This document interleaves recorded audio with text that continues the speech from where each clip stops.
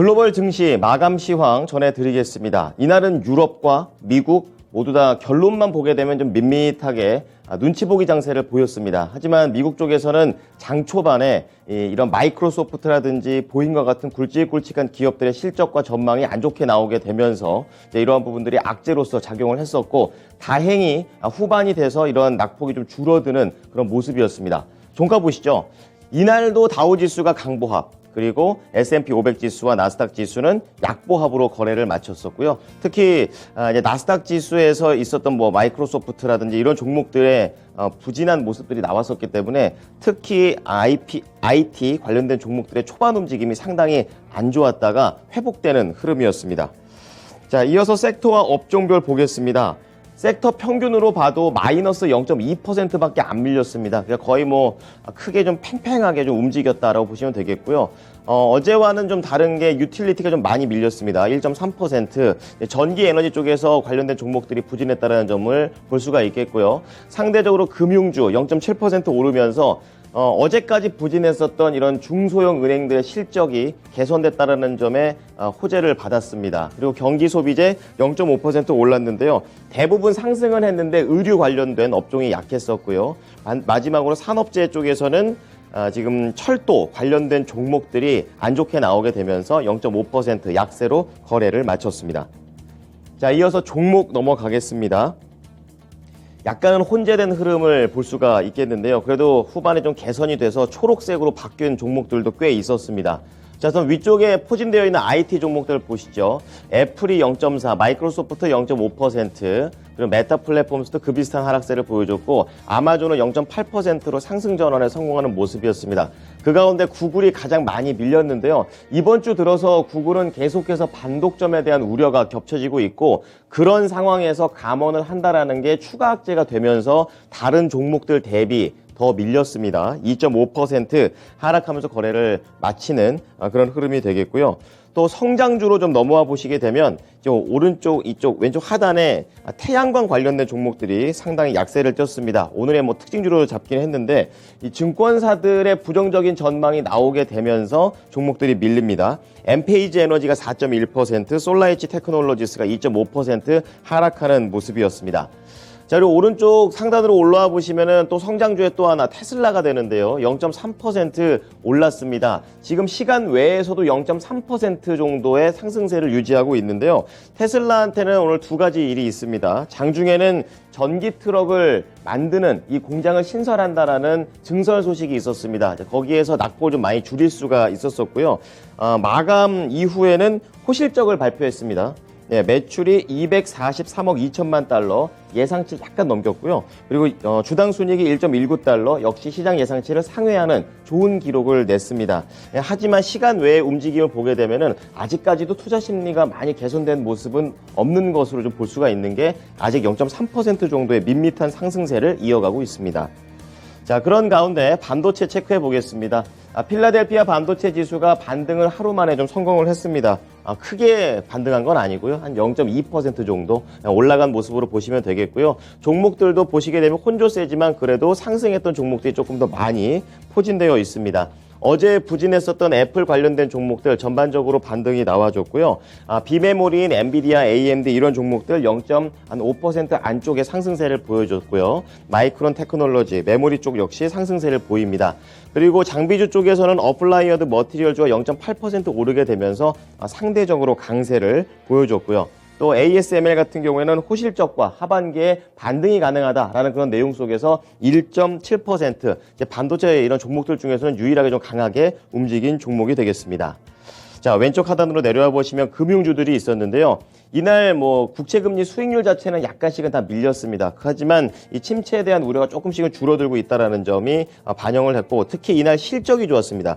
중소형 지방은행들의 실적이 좋았었는데요. 특히 US 뱅코프가 가장 많이 올랐습니다. 이날 5.3% 아주 견조했던 주당 순이익에 초점을 맞추게 되면서 올라갔고, US 뱅코프만 올라간 게 아니라 다른 종목들, 은행 관련된 종목들한테도 훈풍을 불러 일으켰습니다. 자, 그런 가운데 이날 산업재 좀 보시게 되면은 특히 이쪽이 많이 밀린 모습을 볼 수가 있겠는데요. 바로 철도 관련된 종목입니다. 여기에도 이제 실적 자체가 좀 부진하게 나왔었고, 일부 회사들에서는 배당금을 더 올려주겠다 이렇게 얘기를 했지만 실적 부진한 것이 더 악재가 됐습니다. 대표적으로 여기 있는 NSC, 그러니까 놀folk 서던 같은 경우에는 5%대의 하락세를 보여줬고요. 그 옆에 CSX 코퍼레이션 역시 2.5% 하락하는 흐름이었습니다. 자, 특징주 하나씩 보겠습니다. 우선 태양광 중에서도 썬런 좀 볼 텐데요. 목표 주가를 하향 조정했습니다. 투자은행 바클레이즈가 주택용 태양에너지 수요가 감소할 가능성이 있다 이렇게 좀 얘기를 하게 되면서 비중 확대했다가 비중 유지로 목표 투자 의견을 낮췄고요. 목표가도 주당 44달러에서 35달러까지 또 낮춰버렸습니다.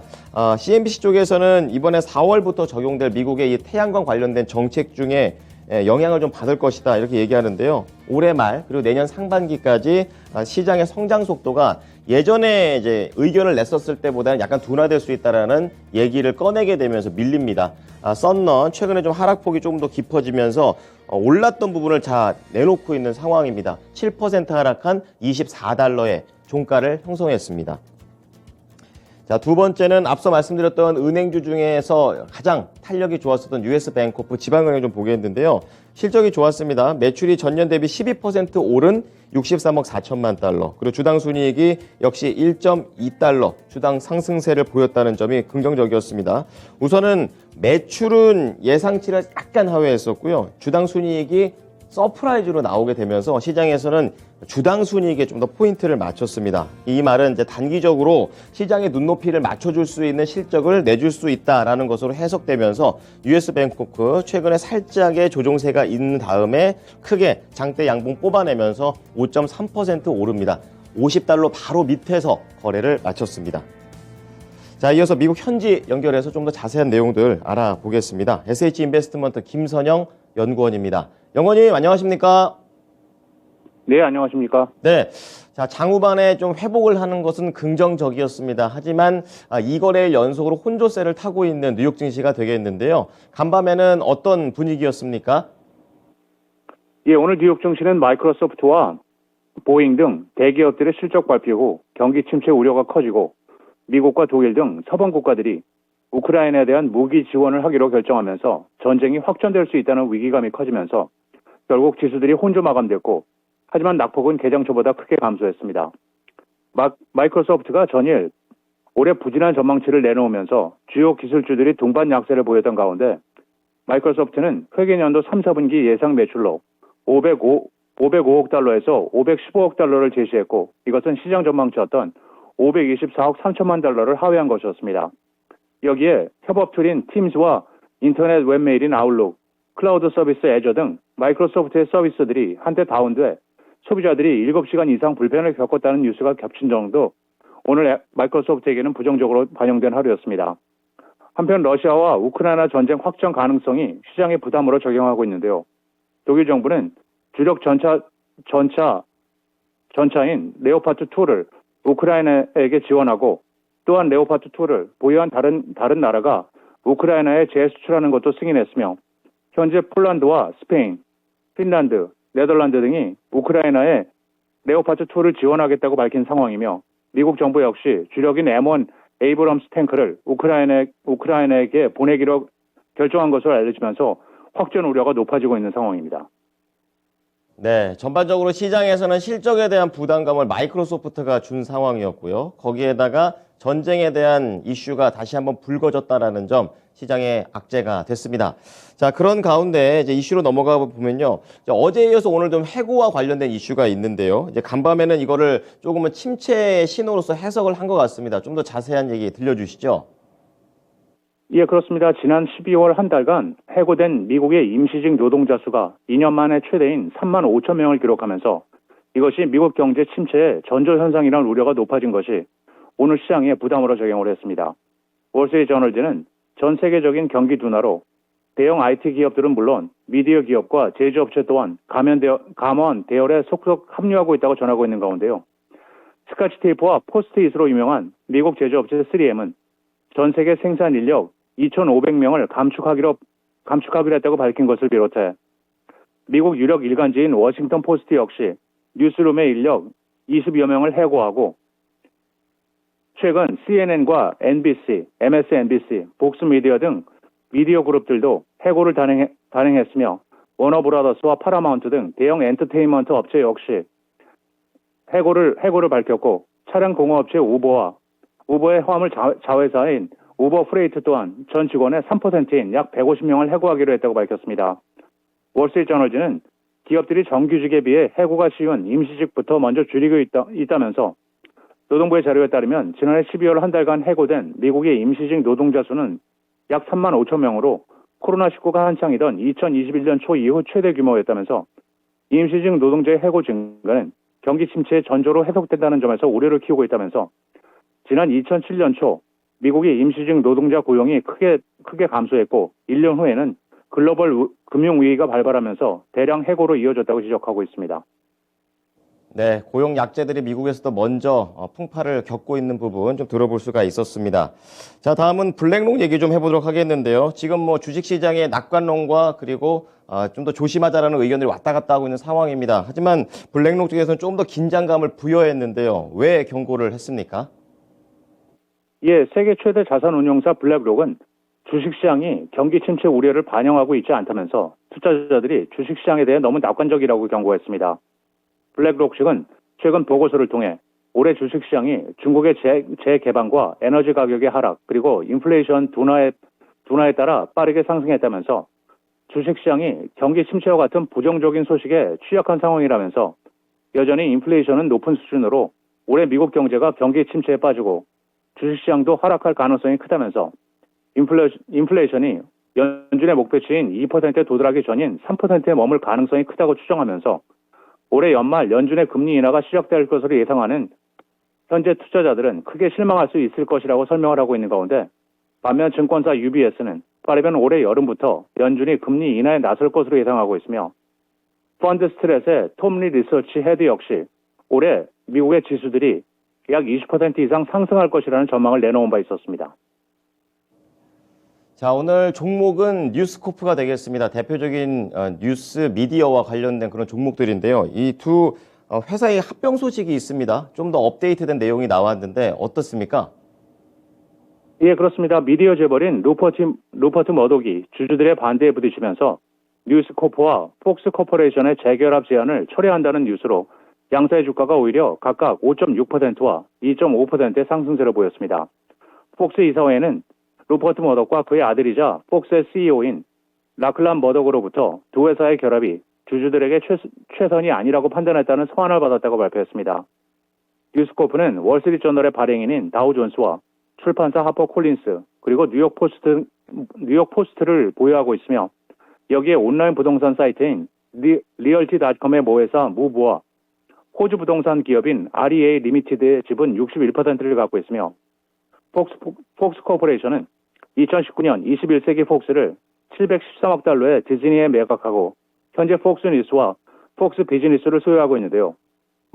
머독은 지난 10월에 합병을 검토하기 위한 특별위원회를 구성했지만 많은 주주들이 폭스와 합병할 경우 뉴스코프의 진정한 가치를 보여줄 수 없다면서 수개월에 걸쳐 반대를 받았으며 이 반대로 인해 이번 합병이 무산된 것으로 알려지고 있습니다. 네. 자, 그럼 내일 예정되어 있는 경제 지표와 실적 발표 기업들은 어떤 게 있을까요? 예, 마지막으로 내일은 연방 상무부의 4분기 GDP 잠정치가 발표되며 시장 예상은 2.6%의 성장이며 이어 노동부의 주간 신규 실업상 청구 건수, 상무부의 12월 내구재 주문, 그리고 12월 미국 내 신규주택 매매 건수가 발표되며 다우지수의 구성 종목인 비자, 다우잉크, 인텔을 시작으로 아메리칸 에어라인, 메스터카드, 뉴코어, 사우스웨스트 에어라인스, 컴캐스트, 블랙스톤, 아처 데니얼스, 알래스카 에어, 로크웰 오토메이션, KLA 코퍼레이션, 그리고 셔윈 윌리엄스가 지난 분기 실적을 발표합니다. 네. 지금까지 SH인베스트먼트 김선영 연구원이었습니다. 연구원님 잘 들었습니다. 네, 감사합니다. 자, 이어서 유럽으로 넘어가겠습니다. 미국과 유럽 비슷했습니다. 기업의 이런 실적에 따라서 압박을 받는 모습이었는데요. 유럽 시장의 종가 체크해 보겠습니다. 이날 독일이 0.08, 프랑스 비슷했고요. 영국이 0.1%, 한 약보합 정도의 수준을 보였습니다. 전반적으로 이 유럽의 지난해 4분기 실적 발표가 시작을 하게 되면서 유로스톡 600 기업들의 평균 매출 증가율이 0.9% 성장에 그칠 것이다라는 시장의 분석들이 나오고 있습니다. 그만큼 4분기 실적에 대한 눈높이가 많이 낮아졌다라는 점, 시장에는 조금은 악재로서 부담으로서 작용을 하는 흐름이었었고요. 그나마 조금 하단을 막아줄 수 있었던 것이 독일의 경제 지표가 되겠습니다. 독일의 이 기업들의 경기 전망을 볼 수가 있는 IFO 기업 환경 지수가 계속해서 전달에 이어 상승세를 이어갔다라는 점이 하락을 막는 그런 모습을 보여줬습니다. 자, 이어서 상품 시장으로 넘어가 보겠습니다. 유가가 딱 $80가 저항선인 것으로 보이죠. 그 이상으로 가는 게 쉽지가 않는 그런 모습이 되겠는데요. 자, 우선 미국의 원유 재고 5주 연속으로 증가를 쭉 해왔습니다. 증가를 한 결과를 보게 되면은 2주 연속으로 늘기는 했지만 그래도 이 증가 폭 자체가 다소 줄어들었다라는 점에 대해서 시장은 조금 더 좋게 해석하려고 애쓰는 모습이었습니다. 이날 유가는 0.02% 상승을 하게 되면서 80.15달러에 거래를 마치는 모습이었었고요. 국제 구리 가격도 추가적인 상승은 조금 제한적인 흐름입니다. 9,000달러 넘길 때까지는 꾸준히 올라가는 모습이었지만 딱 9,300달러대까지 올라오고 그 이상의 올라감은 쉽지 않아 보입니다. 0.1%의 상승세로 9,331달러에 거래를 마쳤었고요. 그리고 금값은 계속 안전자산 선호 현상 그리고 달러 약세가 쭉 이어진다는 점이 지지해주는 모습입니다. 0.6% 올라가게 되면서 1,946달러, 이제 거의 2,000달러 갈 그런 기세로 보입니다. 마지막으로 10년물 국채금리 수익률 1.6bp 소폭 밀리게 되면서 이날 단기물인 2년물과 10년물 역전 현상은 계속되고 있지만 조금은 상승폭이 줄어들었다는 특징을 가져줬습니다. 자, 지금까지 글로벌 증시의 마감 시황이었습니다.